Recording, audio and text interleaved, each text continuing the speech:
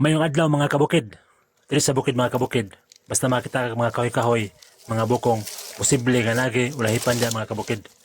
Karon mga kabukid, nakita ko ulahipan ng anak. Mao na ang dagway mga kabukid. Ayang anak, iyang gilukot sa iyang tiyan. Wagin niya buhi mga kabukid. Iyang giampingan pagayo. Naa sa mga napulo kabukid anak mga kabukid. Iyang gilukot pagayo iyang lawas mga kabukid ug iyang mga tiil. Iyang gikoral sa iyang anak mga kabukid nga dili makagawas. Bisag yun sa kuhit mga kabukid.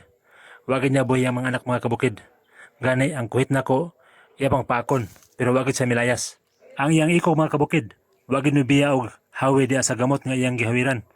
Iyan ang pamaagi mga kabukid para dili siya malayo sa area.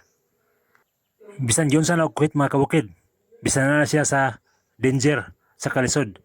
Ang iyang anak wagid niya biyahe mga kabukid. Grabe ang iyang pagpaak mga kabukid kay mukagot gyud.